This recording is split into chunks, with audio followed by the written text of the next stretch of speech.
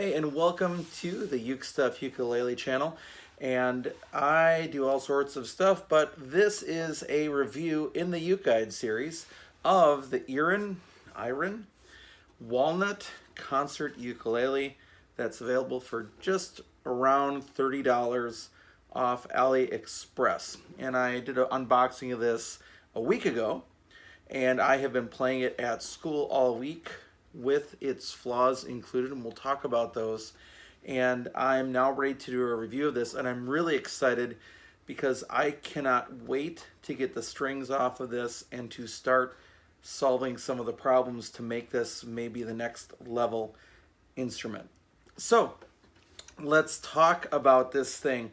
Again, many thanks to Rich Davis, and he has a ukulele channel. Well, he does more than ukulele. He's got some piano stuff, sometimes household tips and other things, but he really likes looking at inexpensive ukuleles, and in fact, just today he posted an unboxing with two sopranos, and his current stance is that the sopranos are basically flawless regardless of what happens with concert or tenor.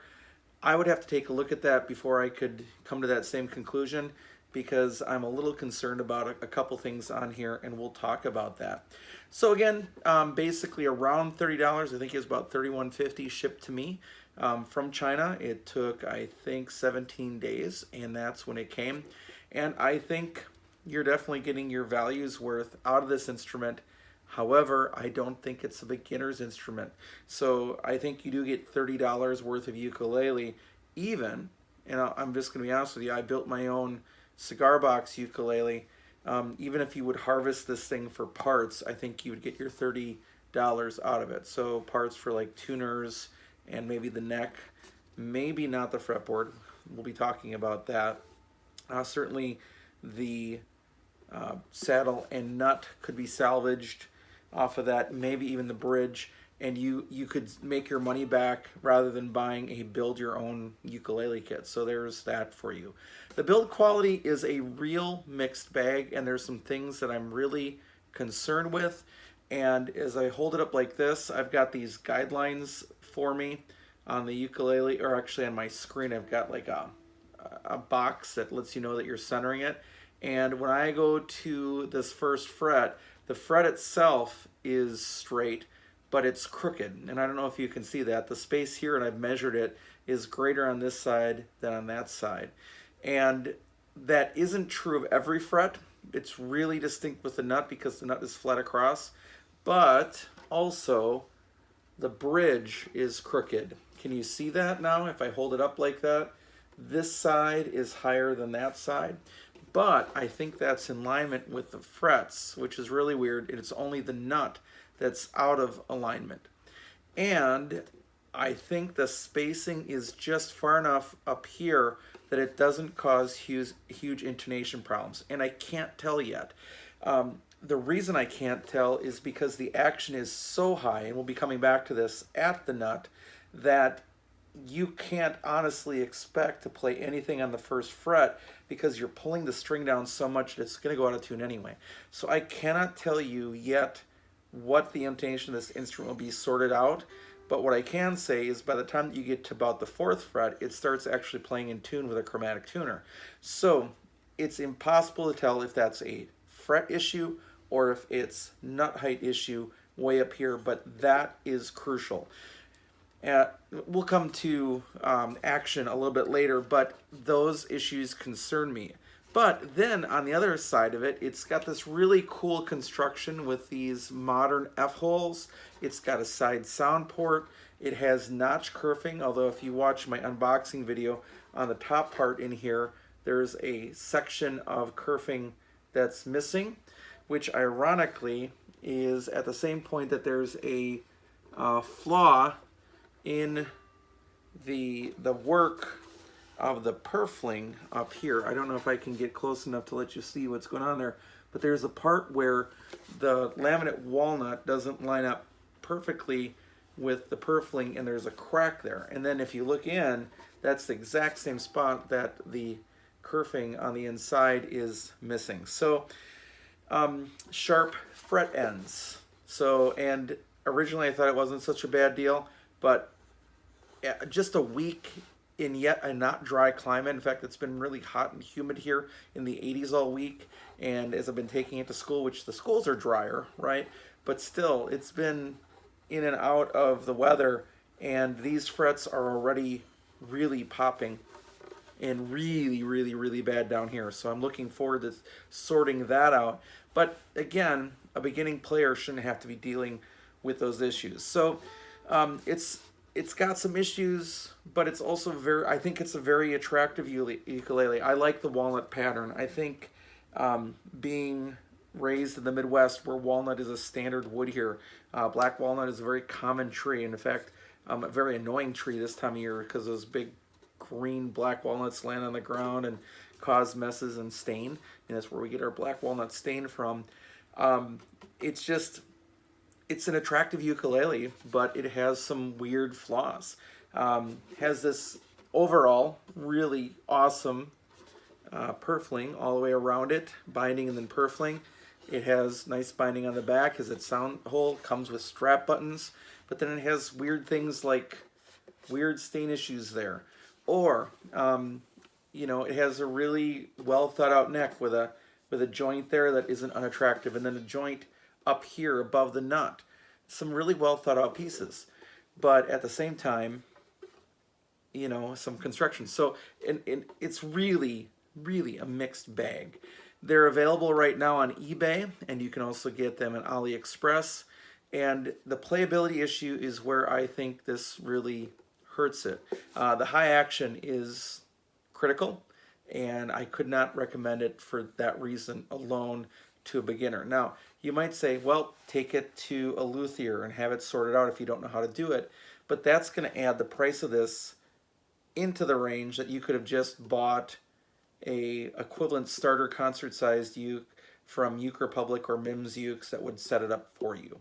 Or even spend a little bit more money from a place like Mims Ukes or Uke Republic or even the ukulele site or Elderly Music, and you could get it set up for you and maybe not spend as much money. So that's a concern.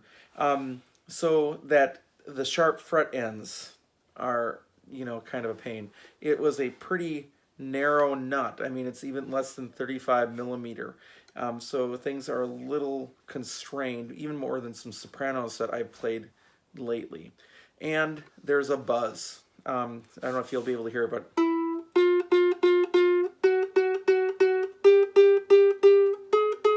and it disappears at the 4th fret on the 2nd string or the E string, which tells me that there's an unlevel fret. So I'm looking forward to getting in here and actually leveling out the frets as well. But that's something else that a good dealer would do for you on any instrument, but you're not going to get with this, and the average beginner isn't going to know, and then when they go to play it, that's going to be a problem.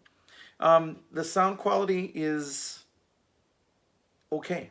That's what I'd say. It's not bad by any means of the imagination, as you heard on the front of the recording. It's a laminate tone with some sustain, and the string choice of the Aquila Nile Guts, I think, are absorbing the high frequencies. So I'm going to look forward to also restringing this with some fluorocarbons just to hear what the high end kind of brings out versus the Nile Guts that are on here. That said, I'm not sure these are real Nile Guts either. It came with a little sticker. In fact, it's right here. Not the sticker, but the little tag that says that they were original Super Nile Guts from Aquila, and it looks very official. But man, these things have been going out of tune like crazy this week, and I have used Nile Guts plenty of times before. I've changed strings on hundreds and hundreds of ukuleles at this point, and I have never had Aquilas require this much attention. I have had, for example, pure nylon strings, so I'm wondering if these are actually Aquila. There's a part of me that almost thinks that they might not be, and Barry Maz on Got a Ukulele just recently reviewed a ukulele where he thought that they might not be as well. So I think it has good volume, has kind of a darker tone, medium sustain, although it'd be interesting to hear, and it will be interesting to hear what it sounds like without these strings. So scale length concert, you're looking at 15 inches from nut crooked nut to saddle, or straight nut with crooked fretboard to the saddle. 18 frets from here to there, with I think 12, 13, 14 to the body. And there are no side marker dots. Now there's another mixed bag. Why would you do all this great work with cool sound holes and really overall good binding? Oh, I didn't even mention has an arched back, which is really another nice feature found on some more expensive ukuleles, which should help the tone. So you have all those things, yet you don't have side marker dots. It just makes no sense. It's a double body, but it has the shift of the modern F holes. Laminate walnut soundboard, not exceptionally thick. I mean, not terrible. The bracing you can see right in it, and it's just basically two long pieces that go down, and then there's an extra piece of bracing for the bridge that is screwed in, and that's pretty much it, other than one cross piece here on the top, and then just your kerfing, notch kerfing around the sides. And from what I can see, it looks pretty clean as a build in there. So again, this really mixed bag of an instrument for the $30 price point. The fretboard appears to be rosewood. The bridge appears to be rosewood.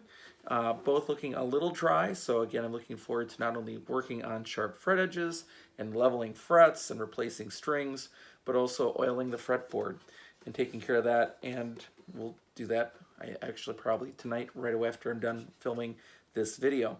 Flat fretboard, there is no radius to it, or the radius is 0, whichever way you want to think of that. The nut and saddle appear to be bone, and it is not a compensated saddle. And the other thing that's interesting to me is that the top does not look like it's bowing in, but to me it looks like the saddle is already being pulled up this way, or was built this way a little bit. It's really kind of strange. And again, I don't think it's structural failure or anything of the sort. It just, maybe that's the way the bridge is designed, but it certainly seems to be angled more than others that I have seen. The finish is sort of a flattish finish. I can see where my hand oils are making it more glossy, and I think the more you play it, the more glossy it would become. It's 24.5 inches from tip to tail, which is a little bit longer than some other concerts that I own. 1 pound 4 ounces, which is pretty light. Closed geared generic tuners. I haven't taken off the little plastic covers yet. They work okay. They turn a little looser than I'd like. I like a little more feedback in the tuners, and it kind of doesn't have it. Now, where, again, one of the areas I'm really concerned about with this instrument is that the action is really high, over 1 millimeter at the first fret. So, again, another thing I'm looking forward to is cracking this nut off of here, shaving down the bottom of the nut, and bringing this entire nut down at least a good 0.5 millimeter or more, so that this action can be better. I mean, a trained ukulele player or somebody that's not beginning can kind of wager through those chord changes with really high action, but it's still not enjoyable. It's just not a good feeling.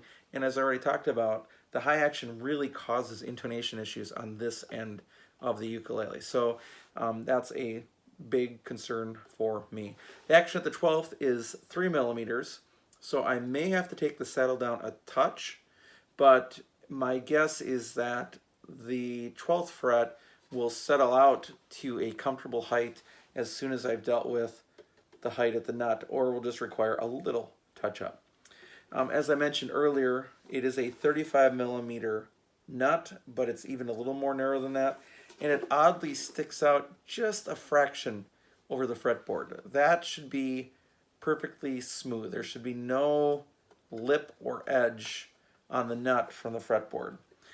The space between strings at the first fret is 8.47, so about 8.5 millimeters. And again, I've recently been working with soprano ukuleles that have more space between the strings than that.